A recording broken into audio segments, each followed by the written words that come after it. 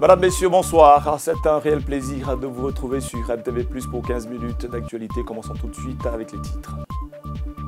La Côte d'Ivoire est bien présente à la 42e session de l'UNESCO à Paris. En marge de l'Assemblée ordinaire, le président du Conseil économique, social, culturel et environnemental, Eugène Akaoulé, a pris part à un panel sur les sciences.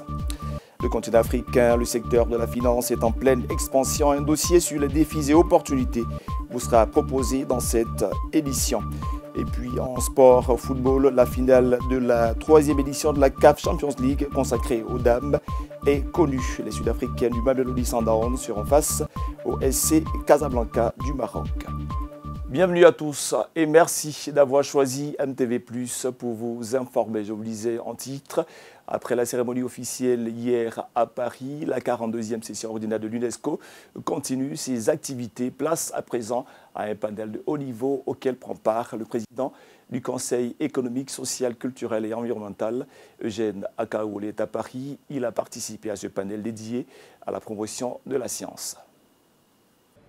C'est un panel qui se tient dans le cadre du programme sur la gestion des transformations sociales, MOST. Il s'agit de démontrer que le monde a besoin de la science pour aider à répondre aux crises actuelles et émergentes afin de construire des sociétés plus inclusives et durables. L'intervention du président du CESEC, Dr Akaoulé, a porté sur le lien entre la science, la politique et le développement durable en Afrique. La collaboration étroite entre les chercheurs, les décideurs politiques, la société civile et les citoyens permet de mettre en place des politiques et des pratiques durables qui répondent aux besoins spécifiques de l'Afrique, tout en préservant son patrimoine naturel et sa diversité culturelle.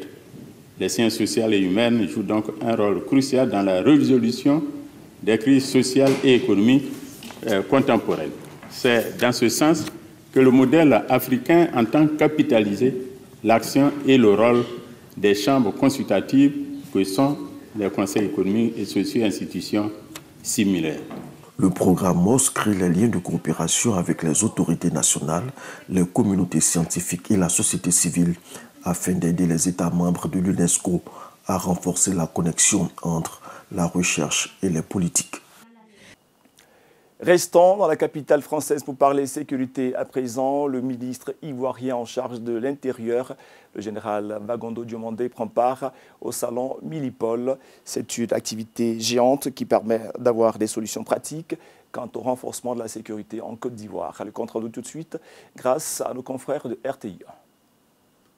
Plusieurs rencontres au menu du ministre de l'Intérieur et de la Sécurité, venu participer à la 23e édition du Salon Milipol à Paris en France. Vagondo Diomandé échange avec des responsables de la structure Civipol sur recommandation du ministre français de l'Intérieur et des Outre-mer. On est sur un enjeu extrêmement important pour le ministère de l'Intérieur, mais au-delà pour l'ensemble de la nation ivoirienne, qui est la construction d'un système d'état civil national, consolidé, fiabilisé, qui permet donc à la fois aux citoyens donc d'avoir accès à l'ensemble des droits en fait, qui sont associés donc à leur nationalité donc d'ivoiriens, et aussi aux administrations de pouvoir exercer leurs responsabilités en bénéficiant effectivement de cet outil qui est indispensable au fonctionnement régulier d'un État. Vagondo Diomandé n'hésite pas à solliciter en France pour un appui à l'organisation de la CAN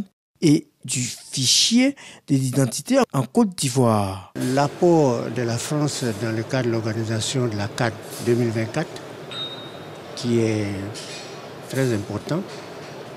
Dans ce cadre-là, spécifiquement, nous avons beaucoup d'exercices avec la police française qui encadre donc la police ivoirienne au maintien de l'ordre et à la gestion des foules lors des grands événements. Dans la même veine, nous avons parlé des questions d'immigration. Il est important que notre partenaire privilégié, que la France, et dont la voix porte au sein de l'Union européenne, comprenne les efforts qui sont faits par la Côte d'Ivoire pour que sa jeunesse se sente bien dans son pays. Et que la Côte d'Ivoire ne soit pas assimilée à un pays où la jeunesse a envie d'aller voir mieux ailleurs. Le ministre Vagondo Diomandé se réjouit déjà des fruits de la coopération entre la Côte d'Ivoire et la France sur la fraude identitaire. Depuis que nous avons mis en place le bureau de lutte contre la fraude documentaire, aujourd'hui nous avons en termes de bilan démantelé 4 réseaux donc de passeurs, de trafiquants d'êtres humains. Nous avons interpellé une centaine de personnes détenteurs de faux papiers. Et chaque jour que Dieu fait, mais en tout cas, ce bureau-là travaille à crédibiliser donc les actions que la Côte d'Ivoire conduit dans le cadre de la lutte contre l'immigration illégale. Pour relever tous ces défis, des experts français, au dire du ministre de l'Intérieur et de la Sécurité, séjourneront à Abidjan dans les jours à venir, avec pour objectif d'aider la Côte d'Ivoire à réussir la CAN et à lutter efficacement contre la fraude sur l'identité et l'immigration clandestine. De retour en Côte d'Ivoire pour parler de ce sujet important, la bonne gouvernance. Le nouveau président de la Haute Autorité de la bonne gouvernance donne le ton et l'exemple. Il s'est rendu à la Cour des comptes pour y procéder à la déclaration officielle de son patrimoine. Zoro Epiphane Ballo, nouveau président de la Haute Autorité pour la bonne gouvernance, dans les murs de la Cour des comptes de Côte d'Ivoire.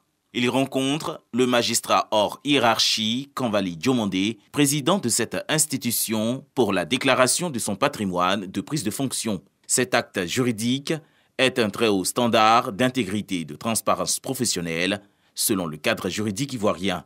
Que le président de la République, le vice-président de la République, le président de la Haute Autorité pour la bonne gouvernance et les directeurs de la Haute Autorité pour la bonne gouvernance font leur déclaration de patrimoine à la Cour des comptes. Tous les autres assujettis font leur déclaration de patrimoine à la Haute Autorité pour la bonne gouvernance. C'est une mesure préventive contre l'enrichissement illicite.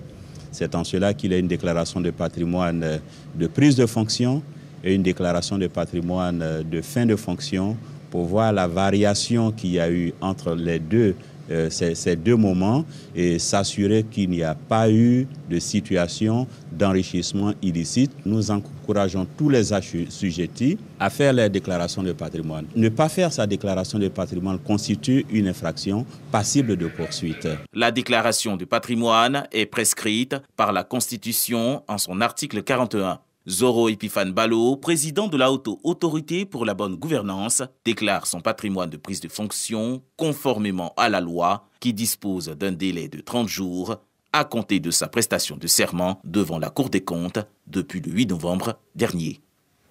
Et je vous propose à présent d'ouvrir le chapitre Afrique de cette édition. Première thématique, la finance sur le continent, un secteur en pleine expansion. Cependant, il y a des défis et des opportunités. Un dossier consacré à cette thématique vous est proposé tout de suite par nos confrères de Africa News. Les institutions africaines se distinguent de plus en plus sur la scène mondiale malgré les défis. Avec le retrait des concurrents internationaux, c'est une opportunité pour s'étendre sur le continent et au-delà. Cependant, elles doivent gérer une dette publique croissante, relever des défis climatiques, trouver de nouvelles sources de financement et s'adapter à des réglementations changeantes. De ces problèmes, les acteurs de la finance ne s'en détournent pas. Ils ont échangé des idées pendant 2 jours ici à Lomé, au Togo, pendant l'AFIS, l'Africa Financial Industry Summit.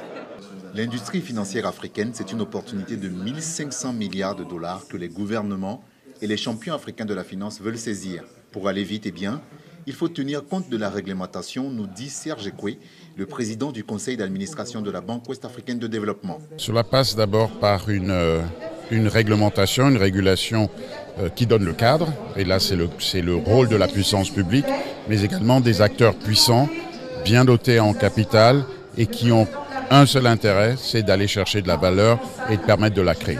Pour créer de la valeur, obtenir des prêts est essentiel. Mais en Afrique subsaharienne, emprunter sur les marchés internationaux coûte jusqu'à 2,1% de plus qu'ailleurs, imposant ainsi un fardeau aux gouvernants du continent. Les agences de notation ne considèrent pas certains facteurs structurels et que si ces facteurs étaient considérés, la notation pourrait s'améliorer. Tout cela était en place et considéré par les agences de notation.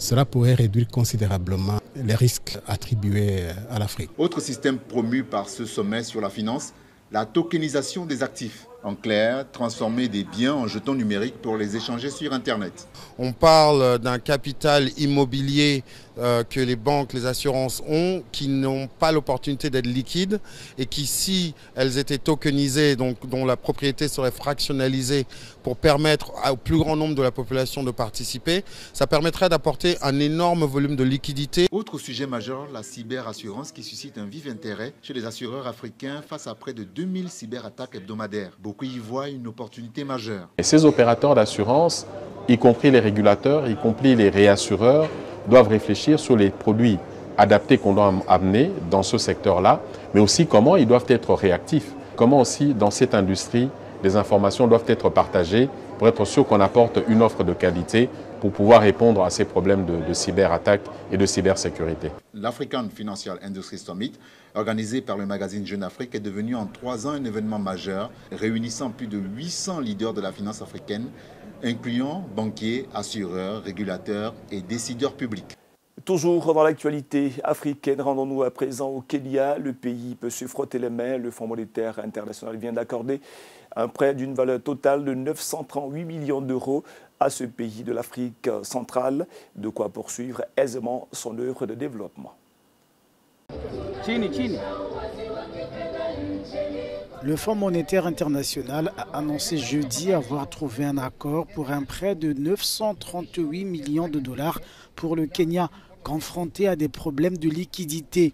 L'économie de la locomotive de l'Afrique de l'Est bat de l'aile en effet. Elle n'a pas survécu aux affres de la crise sanitaire, à la guerre en Ukraine et à une sécheresse historique dans la Corne de l'Afrique. Fin juin, la dette publique du pays de quelques 53 millions d'habitants s'élevait à plus de 64,4 milliards d'euros. Le Kenya est soumis à une pression sur ses liquidités, principalement en raison de l'importante euro-obligation arrivant à échéance en juin 2024 d'un montant de 2 milliards de dollars selon le FMI. William Ruto a annoncé que son pays rembourserait en décembre une première tranche d'une valeur de 300 millions de dollars. Mais l'aide annoncée par l'institution de Bretton Woods doit encore être validée par son conseil d'administration qui s'est réuni en janvier.